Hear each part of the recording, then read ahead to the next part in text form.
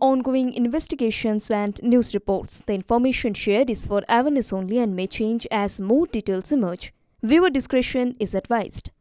MDH chana masala এখন ছোলা হোক বা বরবটি দানা, সাদা চানা হোক বা কালো, সব রান্নাই হবে অসাধারণ।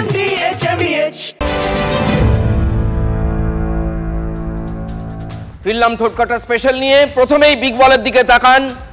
3 দশক পর ভারতে এত ভয়াবহ বিমান দুর্ঘটনা, যাত্রীবাহী বিমান দুর্ঘটনা, সেই সংক্রান্ত টপ 10 ব্রেকিং। আহমেদাবাদে ভয়াবহ বিমান দুর্ঘটনা 1 নম্বর ব্রেকিং নাম্বার 2, ভেঙে পড়ল বোয়িং 787 সিরিজের ড্রিমলাইনার, মানে যে বিমানে স্বপ্নের উড়ান হয় সেটাই হয়ে গেল দুঃস্বপ্ন। 3 নম্বর ব্রেকিং, হাসপাতালের হস্টেলে ভেঙে পড়ল বিমান। এয়ারপোর্টের ঠিক বাইরেই একটা মেডিকেল কলেজ আছে, সেই বিজে মেডিকেল কলেজ, সেখানে লাঞ্চ করছিলেন ডাক্তাররা, সেই হস্টেলের ছাদে ভেঙে পড়ে এই বিমান। ভয়াবহ, ভারতের ইতিহাসে এরকম ঘটনা নেই, এত বড় ঘটনা নেই, 30 বছরের মধ্যে তো নেই। 4 নম্বর ব্রেকিং, 242 জনের মধ্যে 1 জন মাত্র জীবিত। এটাই হচ্ছে সব থেকে বিস্ময়কর, সব থেকে বড়, আপনি বলতে পারেন অলৌকিক ঘটনা। এই যে মানুষ বলে মিরাকল, এটা এক প্রকার মিরাকল। সেই ভদ্রলোকের নাম, তিনি প্রবাসী ভারতীয়, লন্ডন ফিরছিলেন এই বিমানে, পরিবারের সঙ্গে দেখা করতে এসেছিলেন, তার ভাই মারা গিয়েছেন, তিনি এই বিমানে ছিলেন, কিন্তু তিনি বেঁচে গিয়েছেন। বিশ্বাস রমেশ সেই ভদ্রলোকের নাম। এবং সব থেকে অবাক করা ব্যাপার, তার গায়ে, তার দেহে যে আঘাত, সেটাও তুলনায় অনেক মামুলি। বাকিরা মারা গিয়েছেন, তার দেহে মামুলি আঘাত বলতে গেলে, এটা বিস্ময়কর। 5 নম্বর বিমান মন্ত্রকের কন্ট্রোল রুম নাম্বার, এটা দেখে রাখতে পারেন, ইউজফুল ইনফরমেশন 9650391859। এটা হচ্ছে বিমান মন্ত্রকের হেল্পলাইন নাম্বার। 6 নম্বর ব্রেকিং, পাখির ধাক্কা এই বিপর্যয়ের কারণ হতে পারে। কে বলছে? Directorate general of civil aviations. এখনো পর্যন্ত এটা অনুমান এবং সন্দেহের স্তরে, এটা কিন্তু ফাইনাল নয়। ব্ল্যাক বক্স পাওয়া গেলে বোঝা যাবে আসলে কি হয়েছিল। পাখির ধাক্কা কারণ হতে পারে, ডিজিসিএ অনুমান করছে বা সন্দেহ করছে। 7 নম্বর ব্রেকিং, টেক অফের পরেই মে ডে কল। যখন পাইলট, কো পাইলট দেখেন সামনে বিপদ, তখন এই কল দিতে হয়, এটা বিপদ সংকেত। এই কল এটিসিতে গিয়েছিল, এয়ার ট্রাফিক কন্ট্রোল, কিন্তু তারপর এটিসি যখন আবার পাল্টা জবাব চায় যে কি হয়েছে, তখন আর কোনো উত্তর এটিসি পায়নি, তারপরে এই দুর্ঘটনা। 8 নম্বর, বোয়িং 787 সিরিজ নিয়ে অনেক অভিযোগ, এখন অভিযোগ সামনে আসছে, আগেও এসেছিল। এত বড় বিপর্যয়ের পর সেই সব অভিযোগ নতুন করে সামনে আসছে। কি অভিযোগ? 9 নম্বর ব্রেকিংয়ে দেখাবো, চিঠি দিয়ে সতর্ক করেন প্রাক্তন বোয়িং কর্মী। 10 নম্বর ব্রেকিং, টপ 10-এর শেষ ব্রেকিং, 625 ফুট ওপর থেকে ভেঙে পড়ে বোয়িং বিমানটি। তার মানে টেক অফের পরেই 5 মিনিট 6 মিনিটের মধ্যে বিমানটা ভেঙে পড়ে। এবার আপনারা আমাদের বিগ বলের দিকে তাকান, সেখানে সেই ভয়াবহ ঘটনা ঘটার প্রাক মুহূর্তের ছবি আপনাদের দেখাবো, যে ছবি আজ বুক ফাটা আর্তনাদ এনে দিয়েছে গোটা দেশে। ভারত শোকে মুহ্যমান, আন্তর্জাতিক দুনিয়াও ভারতের পাশে এখন, কারণ অনেক বিদেশি নাগরিকও প্রাণ হারিয়েছেন। দেখুন সেই ছবি, দেখতে পাচ্ছেন বিগ বলে সেই ছবি। টেক অফের ঠিক পরেই 17-18 সেকেন্ডের এই ভিডিও। আরও একবার আমি পিসিআরকে অনুরোধ করব, যদি একবার ছবিটা আরও একবার ভিডিও হলে দেখানো যায়। দেখুন, টেক অফের ঠিক পরেই বিমানটা সর্বোচ্চ যেতে পেরেছিল 625 ফিট পর্যন্ত, তারপরেই নেমে আসে চরম শোক এবং সেই ভয়াবহ অবস্থা। আকাশ ভেঙে পড়েছে আজ ভারতের মাথায়, শুধু একটা বিমান ভেঙে পড়েনি, আজ ভারতের মাথায় আকাশ ভেঙে পড়েছে। 17 সেকেন্ডের এই ভিডিওটি দুর্ঘটনার মুহূর্তে। Dreamliner turns nightmare. 2 পাইলট মিলিয়ে, যিনি পাইলট এবং কো পাইলট মিলিয়ে, তাদের 9300 ঘন্টার বেশি ফ্লাইট চালানোর অভিজ্ঞতা। বুঝতে পারছেন এক্সপেরিয়েন্স কত? একজনের 8,200, আর একজনের ওই 1100 মতো ঘন্টা, আওয়ার। অর্থাৎ এত ঘন্টা তারা জীবনে তাদের কেরিয়ার স্প্যানে ফ্লাইট চালিয়েছেন, বিমান চালিয়েছেন।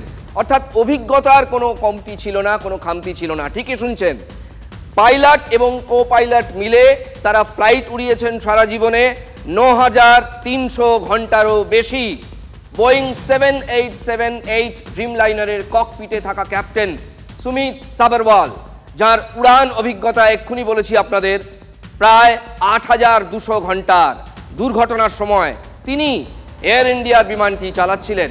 তার কো পাইলট বা সহকারী পাইলট ফার্স্ট অফিসার ক্লাইভ কুন্দারের ফ্লাইং আওয়ার ছিল 1,100 ঘন্টা, অর্থাৎ 1100 ঘন্টা তিনিও তার চাকরি জীবনের শুরু থেকে ফ্লাইট উড়িয়েছেন।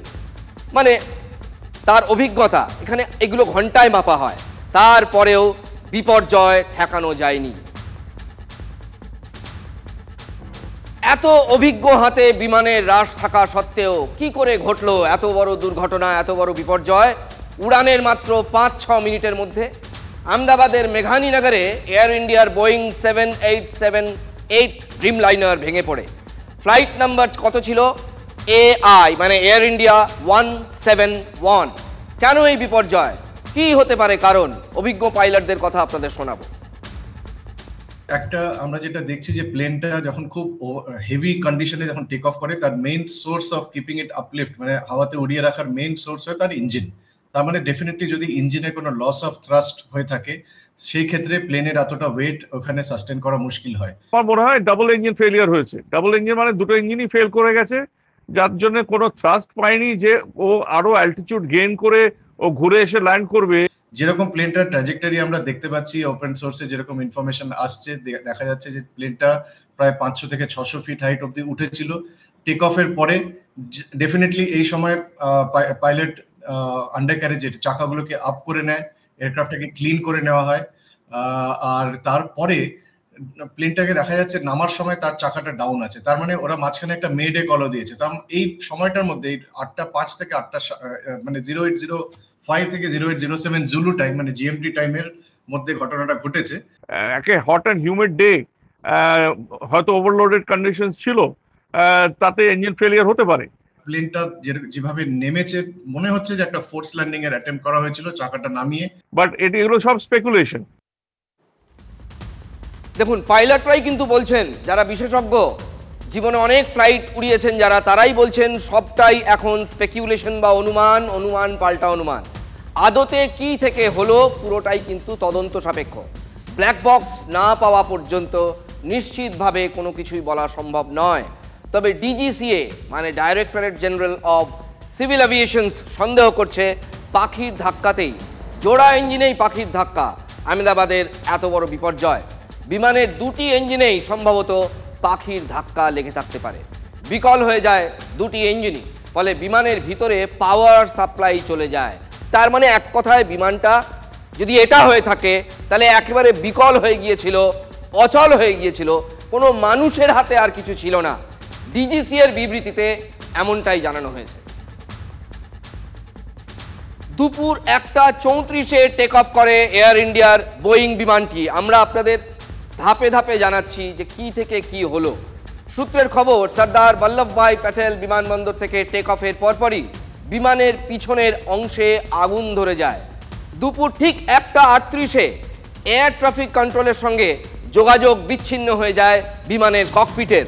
এরপরই 625 ফিট ওপর থেকে ভেঙে পড়ে এয়ার ইন্ডিয়ার এই বিমানটি।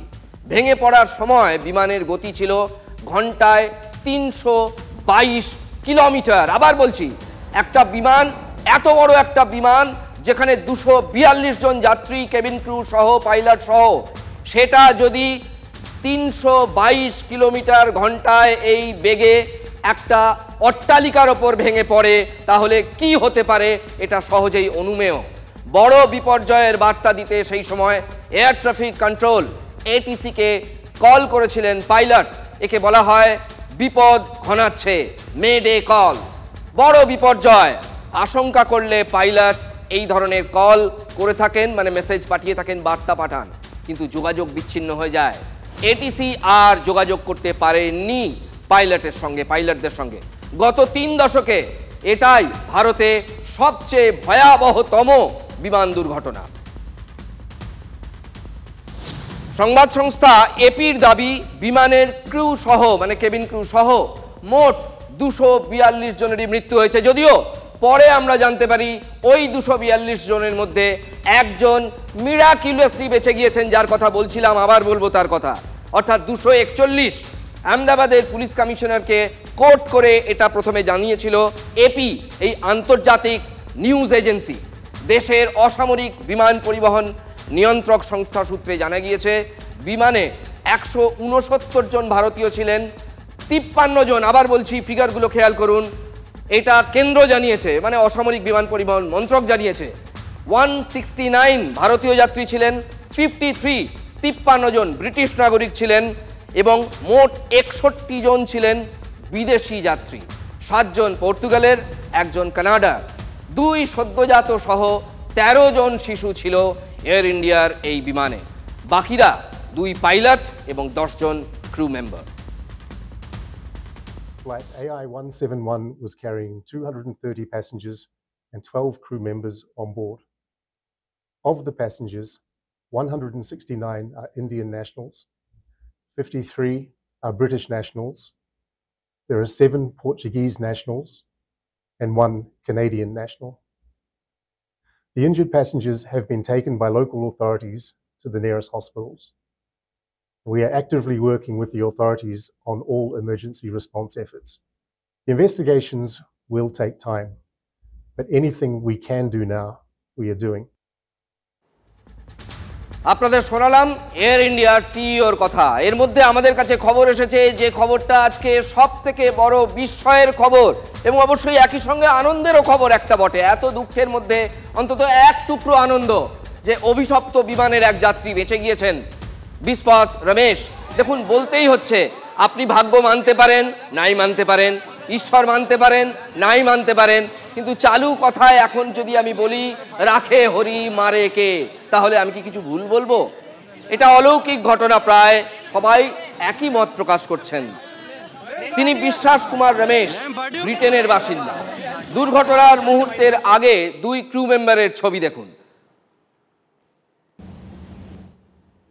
ঠিক দুর্ঘটনার মুহূর্তের আগে 2 জন ক্রু মেম্বারের ছবি।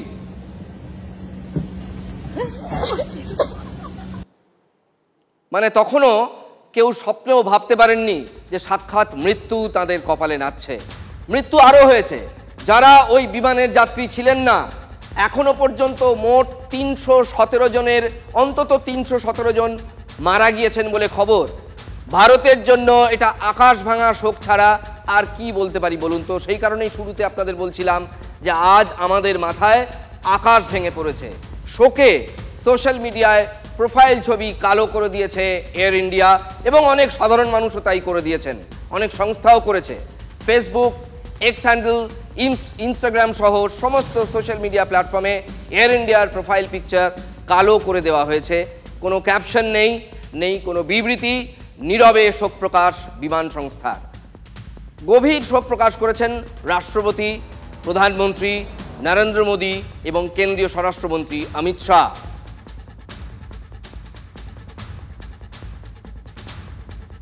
এক্স হ্যান্ডেলে রাষ্ট্রপতির শোক বার্তা, হৃদয় বিদারক বিপর্যয়, গোটা দেশ ক্ষতিগ্রস্তদের পাশে আছে।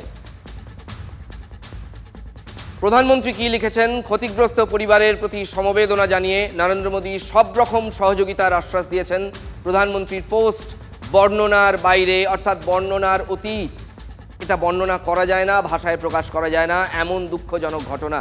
উদ্ধারকারী দল এবং মন্ত্রী সচিবদের সঙ্গে আমি যোগাযোগ রাখছি। শোক বার্তায় বিরোধী দলনেতা রাহুল গান্ধী লিখেছেন, হৃদয় বিদারক ঘটনা, এই কঠিন সময়ে স্বজনহারাদের পাশে আছি আমরা। এই সময়ে প্রতিটি মুহূর্ত গুরুত্বপূর্ণ, সময় নষ্ট না করে সবাই উদ্ধারে ঝাঁপিয়ে পড়ুন। শোক প্রকাশ করেছেন বাংলার মুখ্যমন্ত্রী মমতা বন্দ্যোপাধ্যায়। মুখ্যমন্ত্রী এক্স হ্যান্ডেলে লিখেছেন, আজ আহমেদাবাদে এয়ার ইন্ডিয়ার ভয়াবহ বিমান দুর্ঘটনার খবর শুনে আমি গভীরভাবে মর্মাহত।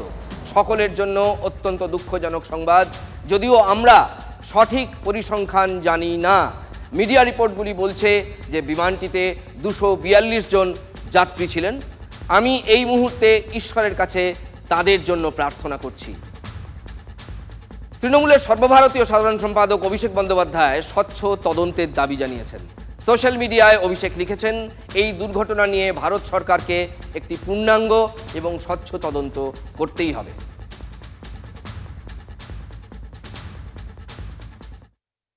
I wanted to be here physically at the site, try to find out more about what happened and what needs to be done.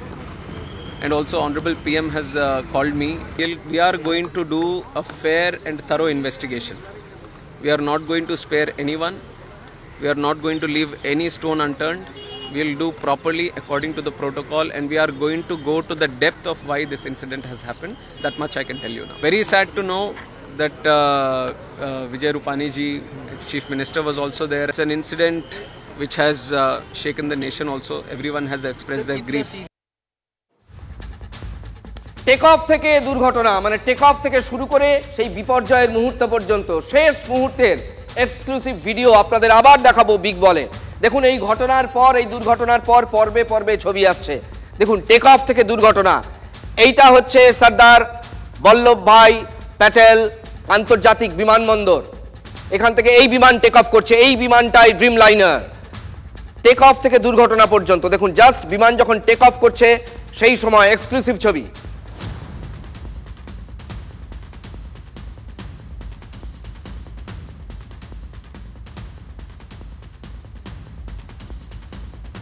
আরো একবার দেখুন, আপনাদের দেখাচ্ছি বিগ বলে।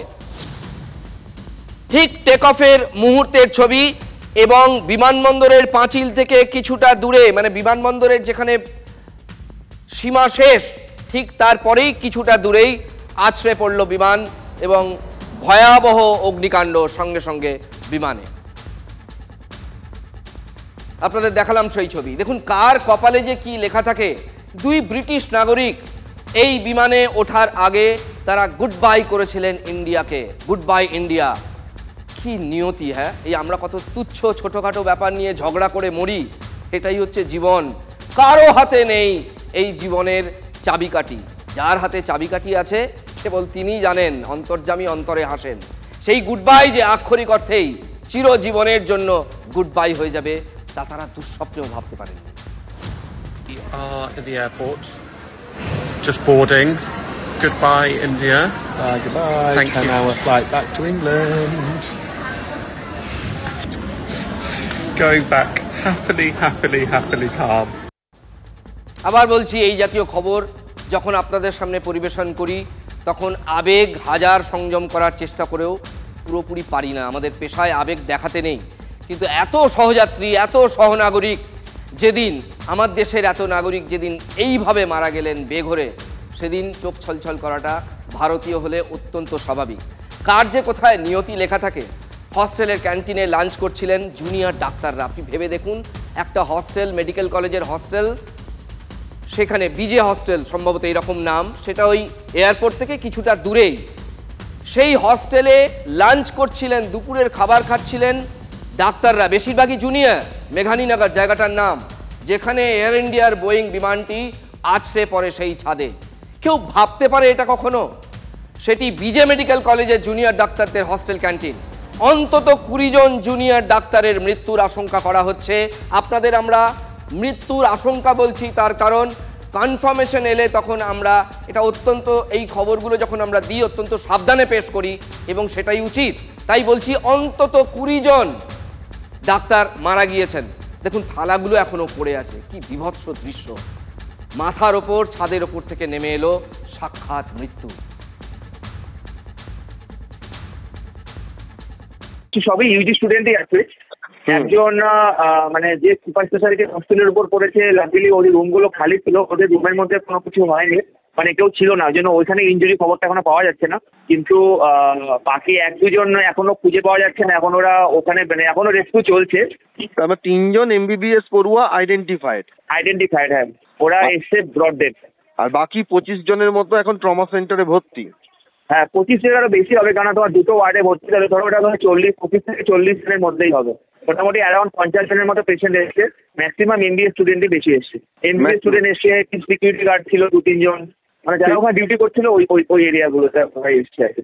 ওই সময় মেস চালু ছিল, ইউজি মেস চালুই ছিল, কিন্তু ইউজি মেস চালু থাকার জন্য ইউজি মেসের ভেতরে যারা ছিল তাদের সেরকম হয়নি, কিন্তু যারা রাস্তা দিয়ে যাচ্ছিল বা ইউজি মেসে এন্ট্রি করছিল ওদেরই মেইনলি ক্ষয়ক্ষতিটা হয়েছে।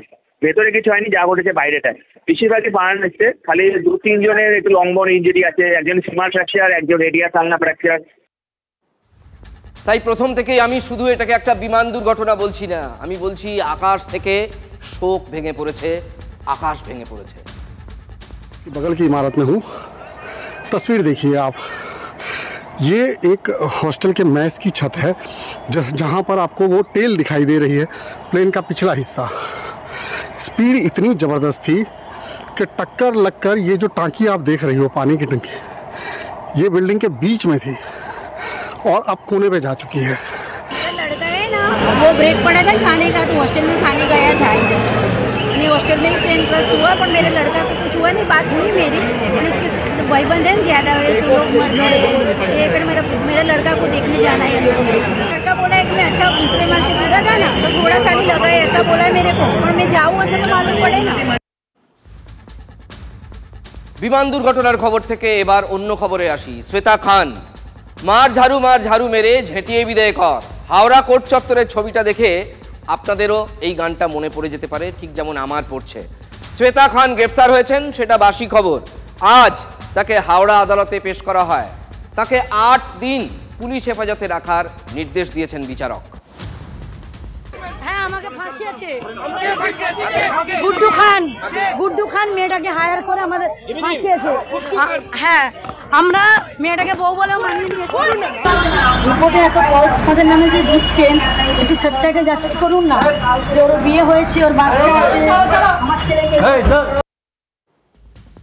আদালত চত্বরে আজকে চড়ও খেতে হয়েছে শ্বেতাকে।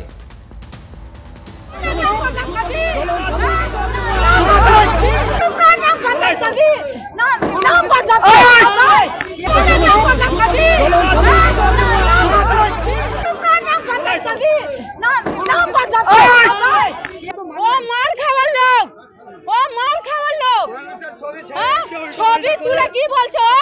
রাজীব দায়ের নাম বদনাম করবে, অরিপ্লাইয়ের নাম বদনাম করবে। বোঝাই যাচ্ছে যিনি চড়টা মারলেন তিনি তৃণমূল কর্মী।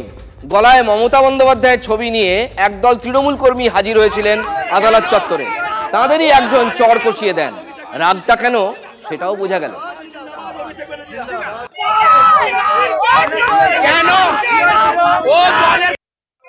আমি বাংলার যুব দায়িত্ব ছিলাম 2008 থেকে।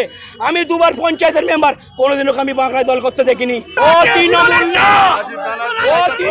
না, কেন ও রাজীব ব্যানার্জির নামে বদনাম করবে? কেন ও রাজীব ব্যানার্জির সঙ্গে ছবি তুলে বদনাম করবে? আমাকে আপনারা বাঁচান, আমাদের কাছে উত্তর আছে। আমরা মা মানে মমতাদির কাছে দরখাস্ত করছি যে আমাদের মমতা ব্যানার্জি জিন্দাবাদ, অভিষেক ব্যানার্জি জিন্দাবাদ।